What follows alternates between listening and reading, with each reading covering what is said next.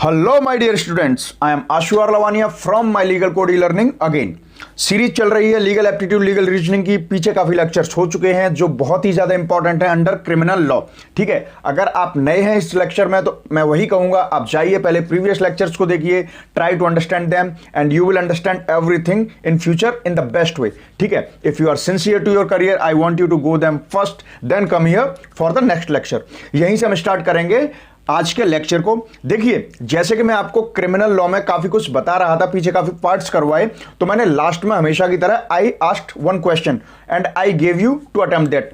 अभी उसी को डिस्कस कर लेते हैं। देखिए, जो आपको legal principles and factual situations दी गई थी उनके ऑप्शंस आपकी स्क्रीन पर हैं।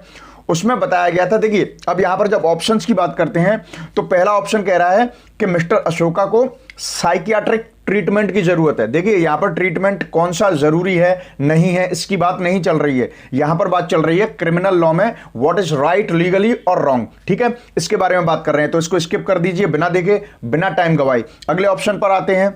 अगले ऑप्शन के मुताबिक मिस्टर अशोका ने कोई गलती नहीं की है, उन्होंने बस स्लीपिंग टैबलेट्स ज्यादा ले ली थी इसलिए इमरजेंसी वार्ड में आए। देखिए कोई टेक्निकलिटी नहीं है, कोई लीगैलिटी नहीं है, इसे भी स्किप कर दीजिए, just switch to the next option. अगला ऑप्शन कह रहा है कि मिस्टर अशोका ने एक क्राइम किया है। कौन सा क्राइम किया है? अटेम्प्ट टू कमिट सुसाइड, उन्होंने आत्महत्या करने की कोशिश की है। What we are talking about in this previous lecture, we were talking about the attempt. Okay, criminal attempt अलग अलग तरीके के हो सकते हैं, मैंने बताया था। अगर किसी भी अटेम्प्ट को करते हैं वो फेल कर जाता है तो दिस इज कॉल्ड अटेम्प्ट। यहां पर सुसाइड करने का अटेम्प्ट है तो this is about the offence of attempt to commit suicide. Okay, C option legally बिल्कुल राइट है और मैंने कुछ डेफिनेशंस आपको दी थी अटेम्प्ट के बारे में। Whenever you want to decide what is legally called an attempt, ठीक है, you need to go in the previous lectures to understand in the best way. अब आगे बढ़ते हैं। आंसर आपको पता चल चुका है, आंसर इसका होगा सी। लीगली आपको भी पता चल रहा होगा। देखिए बहुत सारी वाइब्स तो क्लियरली आ जाती हैं व्हाट इज राइट और रॉन्ग, लेकिन यहां पर डी ऑप्शन को देखें तो यहां पर क्या कहा जा रहा है? यहां पर कहा जा रहा है कि मिस्टर अशोका को डॉक्टर के सुपरविजन के अंडर में वो स्लीपिंग टैबलेट्स लेनी चाहिए थी। पहला और चौथा ऑप्शन तो बिल्कुल बेकार है। यहां पर कोई सलाह मांग रहा है क्या? यहां पर सलाह वाली बात ही नहीं हो रही है, यहां पर बात हो रही है लीगली राइट और रॉन्ग की। ठीक है, वो आपको ऑप्शन सी में पता चल चुका है। आपको लीगल प्रिंसिपल से बाहर नहीं सोचना होता है, so C will be the right answer. और अब बात करते हैं क्रिमिनल लॉ के अगले पार्ट की, which is very very very important, that is called sedition. बहुत ही चर्चित, बहुत ही कॉमन वर्ड है, सभी ने सुना होगा। जो कोई भी कम से कम न्यूज से थोड़ा सा भी इत्तेफाक रखते हैं, कनेक्टेड रहते हैं, they must have listened this word, that is sedition. Hindi में भी बोल देता हूं तो हिंदी भाषी को भी समझ में आ जाएगा। दिस इज कॉल्ड राजद्रोह या देशद्रोह, बहुत सुना होगा। देखिए इसके बारे में कुछ क्वेश्चंस होते हैं, जैसे सेक्शन 124A ऑफ आईपीसी, ठीक है, इंडियन पिनल कोड का सेक्शन 124A, धारा 124A किससे डील करता है? सेडिशन से। डायरेक्ट आंसर आपको पता होना चाहिए। क्वेश्चन आ जाता है in the examination that which section of the IPC deals with sedition. Okay, you must know the answer, section 124A। Hindi में बोलते हैं धारा 124A। अब ये होता क्या है? सेडिशन मतलब कि राजद्रोह का मुकदमा क्या होता है? अगर मान लीजिए कोई भी व्यक्ति या ग्रुप कैसे भी करके कोई ऐसा एक्ट करते हैं कि कानूनी रूप से स्टैब्लिश हुई गवर्नमेंट जो है, जैसे कि हमारे देश में कानूनी रूप क्या है? वोट होते हैं इलेक्शंस में, जो भी मेजोरिटी में होता है वो, या अलायंस बनाते हैं मेजोरिटी में, वो गवर्नमेंट बनाती है। ठीक है, तो this is legal in India. तो इस तरीके से लीगली कोई भी गवर्नमेंट फॉर्म होती है उसको उखाड़ने का काम अगर कोई ऐसा करता है, कोई इंडिविजुअल या ग्रुप इस तरीके से करता है जैसे कि नफरत फैला के, मान लीजिए कोई इंडिविजुअल या ग्रुप है उसको सरकार पसंद नहीं है, उसकी खुद की नफरत है, अब मिस इन्फॉर्मेशन के थ्रू लोगों में घृणा पैदा करके नफरत फैला के उनसे कह रहे हैं कि आप वायलेंस करो, वायलेंस से सरकार को गिराओ। तो देखिए हमेशा एक बात याद रखना कि सरकार कानूनी रूप से डेमोक्रेटिक वे में चुनी हुई सरकार है, ठीक है, तो वो गैर कानूनी नहीं है। दूसरी बात, उस सरकार को अगर आप गैर कानूनी तरीके से वायलेंस के लिए उकसा कर अगर उसको उखड़वाने की बात करेंगे तो आपके ऊपर देशद्रोह या राजद्रोह लगेगा ही लगेगा। अब यहां पर एक बात समझने की यह है कि जब किसी पर भी सेडिशन या राजद्रोह का आरोप लगाया जाएगा या उसके ऊपर चार्ज लगाया जाएगा, उसको कस्टडी में लिया जाने की बात आ रही है, तो उसके पास उसकी केस में या उसकी रिपोर्ट में एक बात जरूर होनी चाहिए, उसके बिना राजद्रोह आप नहीं बोल सकते। वो क्या होनी चाहिए कि अगर किसी ने वायलेंस करके स्टेट के अगेंस्ट और एस्टेब्लिश्ड गवर्नमेंट को उखाड़ने की बात की वायलेंस, वायलेंस पर फोकस कीजिए, दिस इज कीवर्ड, वायलेंस नहीं होना चाहिए। अगर आप वायलेंस करके लीगली स्टेब्लिश्ड गवर्नमेंट को उखाड़ने की बात कर रहे हैं, then you will be liable for the charge under sedition.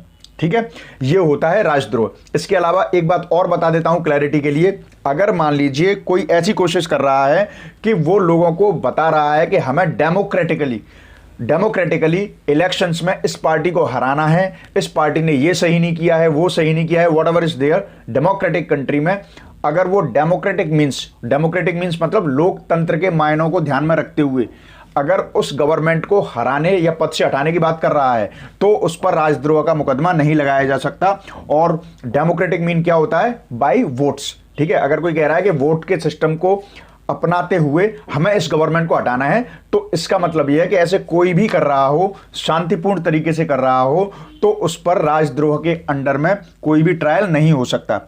अब मान लीजिए किसी पर सेडिशन लग जाता है या ट्रायल जो होता है कोर्ट में, उसके सामने ये प्रूव हो जाता है, तो क्या क्या हो सकता है? देखिए, या तो उम्र कैद हो सकती है, life imprisonment. I told you in the way that always make a point of it, this is a legal term, life imprisonment. उम्र कैद हो सकती है या उसको 3 साल की सजा हो सकती है, उस पर फाइन भी लगाया जा सकता है। ये सब डिसाइड होगा कि उसने किस लेवल का, उसकी ग्रेविटी का क्या रही, किस लेवल का उसने राजद्रोह किया है। बहुत अच्छे से सिंपल शब्दों में मैंने आपको समझा दिया है। अब आपको कुछ भी समझने की जरूरत नहीं है। कुछ थोड़ा बहुत डाउट होगा वो आपको एग्जाम्पल्स के थ्रू मैं बिल्कुल क्लियर कर दूंगा। तो चलिए स्टार्ट करते हैं आज के एग्जाम्पल। हमेशा की तरह आपकी स्क्रीन पर है लीगल प्रिंसिपल्स, क्योंकि यही फॉर्मेट होता है एग्जाम का। तो देखिए, लीगल प्रिंसिपल में क्या कहा गया है, वही बातें कही गई हैं जो मैं इतनी देर से आपको समझा रहा हूं इन the previous slides. Okay, just keep watching again. अगर कोई भी इंसान अपने शब्दों के द्वारा, अपनी बोली के द्वारा या पिक्टोरियल वे में साइंस से इशारा करके किसी भी तरीके से गवर्नमेंट के खिलाफ नफरत को भड़काना चाहता है, क्या करना चाहता है, घृणा पैदा करना चाहता है, नफरत को भड़काना चाहता है, जिससे कि बहुत क्रिटिकल कंडीशन हो जाए, तो ऐसे में क्या होता है कि उसको पनिश किया जा सकता है। किस लिए? Life for imprisonment. ठीक है, लाइफ इंप्रिजनमेंट बोलते हैं उम्र कैद तक की उसे सजा मिल सकती है। तो ये सिंपल सा लीगल प्रिंसिपल है। मेन चीज है फैक्चुअल सिचुएशन की। तो देखिए, फैक्चुअल सिचुएशन को देखते हैं और आपस में मिलकर हमेशा की तरह सॉल्व करते हैं, मजा आता है इसमें। ठीक है, देखिए कोई पब्लिक मीटिंग है, वहां पर एक यशपाल रेड्डी नाम का एक अपोजिशन लीडर है। अपोजिशन पार्टी मतलब जो सत्ता में नहीं है, जो सत्ता में है उसे रूलिंग पार्टी कहते हैं, और जो सत्ता के विपक्ष में है, विपक्ष की पार्टी को बोलते हैं अपोजिशन पार्टी। और अपोजिशन पार्टी का काम ही होता है कि रूलिंग पार्टी गवर्नमेंट की कमियों को उजागर करना और उसके बारे में उनके सामने लाना, मीडिया के सामने लाना, लोगों के सामने लाना, जिससे कि अगले टाइम इलेक्शन में लोग अपना फैसला सही तरीके से कर सकें at the time of voting. ठीक है, तो अपोजिशन पार्टी के लीडर हैं यशपाल रेड्डी। अब वो क्या स्पीच दे रहे हैं? वो कह रहे हैं कि ये गवर्नमेंट जो है ये धोखेबाजों की है, धूर्त लोगों की है, और ये जितने भी घोटालेबाजों की गवर्नमेंट है, अब इनको अपने पद पर नहीं बने रहना चाहिए, और अब हम इनको लेसन देंगे, इनको एक पाठ पढ़ाएंगे आने वाले इलेक्शंस में कैसे इनको वोट ना करके, और जब वोट नहीं करेंगे तो ये हारेंगे, और इसी तरीके से हम इनको इनके पद से हटाएंगे। ठीक है, तो ये पूरा बयान है जो यशपाल रेड्डी भीड़ के सामने दे रहे हैं। अब यहां पर क्या होगा, देखिए ये आपको पूरा सिनेरियो समझ में आ गया, और पावर से हटाने की बात चल रही है। लेकिन यहां पर एंड में आपसे यह पूछा जा रहा है कि government is contemplating to prosecute Yashpal Reddy. Government क्या कर रही है कि यशपाल रेड्डी पर केस चला रही है। अब आपके सामने ऑप्शंस होंगे, ऑब्वियसली आपको मोस्ट अप्रोप्रिएट आंसर तक पहुंचना है यूजिंग लीगल प्रिंसिपल ओनली। ठीक है, don't overthink, don't be over smart, अपने इमोशंस को कंट्रोल रखिए और ऑप्शंस को पढ़िए। तो चलिए ऑप्शंस को भी पढ़ लेते हैं। पहला ऑप्शन यहां पर है कि यशपाल रेड्डी दोषी है राजद्रोह का, क्योंकि उसने क्या किया है, गैर जिम्मेदाराना और ज्वलनशील स्टेटमेंट दिए हैं गवर्नमेंट के खिलाफ। ऐसा कुछ नहीं है, ऐसा कोई भी स्टेटमेंट नहीं दिया है जिससे कि सब गड़बड़ हो जाएगी और जो गैर जिम्मेदाराना है। क्यों? क्योंकि उसके पूरे स्टेटमेंट को आप पढ़ेंगे तो आपको समझ में आएगा। चलिए हम अगले ऑप्शन को देखते हैं, वहां पर यह सारा स्टेटमेंट अपने आप रिपीट होता है। देखिए दूसरा ऑप्शन क्या कह रहा है कि यशपाल रेड्डी गिल्टी नहीं है, मतलब कि राजद्रोह का दोषी नहीं है, क्योंकि वो सिर्फ क्या कर रहा है, पब्लिक में अपने फ्रीडम ऑफ स्पीच, अपने बोलने की स्वतंत्रता को जाहिर कर रहा है। वो कोई भी इर्रेस्पॉन्सिबल और इन्फ्लेमेटरी स्टेटमेंट्स नहीं दे रहा है, ऐसा कोई भी भाषण नहीं दे रहा है जिससे कि वायलेंस हो जाएगा। ठीक है, आपने वो पढ़ा होगा, अगर आपको याद हो तो फैक्चुअल सिचुएशन में साफ कहा गया है कि वो डेमोक्रेटिक वैल्यूज को यूज करते हुए गवर्नमेंट को हटाना चाहता है। वो लोगों से कह रहा है कि अगली बार इस सरकार को वोट नहीं देंगे। तो वोट और वोटिंग सिस्टम ही तो होता है डेमोक्रेसी में। तो डेमोक्रेटिक मींस को यूज करते हुए गवर्नमेंट को हटाने की बात कर रहा है, ना कि वो वायलेंस को भड़का रहा है। ठीक है, ये पॉइंट्स आपको याद रहने चाहिए, तभी आप मोस्ट अप्रोप्रिएट आंसर तक पहुंच पाएंगे। हो सकता है कि आप एडमिशन लेने वाले हैं या एंट्रेंस एग्जाम की तैयारी कर रहे हैं तो आपको कुछ लीगल टर्म्स नहीं पता हो, लेकिन इसी तरीके की अंडरस्टैंडिंग आपको डेवलप करनी पड़ेगी छोटी छोटी जगहों पर। और वैसे भी जनरली पता चल जाता है कि अगर कोई बोल के डेमोक्रेटिक वैल्यूज का यूज करके गवर्नमेंट को हटाने की बात कर रहा है तो वहां पे वायलेंस कहां से आ गया। ठीक है, तो इसका मतलब यह है कि बी ऑप्शन हो सकता है, लेकिन हम सी ऑप्शन भी देख लेते हैं। सी ऑप्शन कह रहा है कि यशपाल रेड्डी राजद्रोह का दोषी है क्योंकि उसके स्टेटमेंट से लोग क्या है वायलेंस के लिए भड़क जाएंगे। ठीक है, और लॉ एंड ऑर्डर को ब्रीच कर देंगे। देखिए ऐसा कुछ नहीं है। लोग क्या करते हैं, अगर भड़कने वाला ही बैठा है तो कह नहीं सकते, लेकिन उसका कोई भी स्टेटमेंट ऐसा नहीं है जो डायरेक्ट वायलेंस को बढ़ावा दे रहा हो। वो सीधे सीधे बात कर रहा है कि हमको वोट के थ्रू गवर्नमेंट को हटाना है, सिंपल। अब इसमें इधर उधर का ज्यादा सोचने की जरूरत नहीं है। B will be the right option. आपके सामने एक्सप्लेनेशन भी दिया हुआ है, साफ साफ यही बोला गया है कि मिस्टर जो रेड्डी हैं वो लोगों को उकसा नहीं रहे हैं वायलेंस के लिए, और किसी भी तरीके के हथियार के साथ लोग नहीं बैठे हैं वहां पर कि उनको उकसा रहे हैं कि ये कर दो, आग लगा दो, लॉ एंड ऑर्डर को ब्रीच कर दो। वो ऐसा कुछ भी नहीं कर रहे हैं।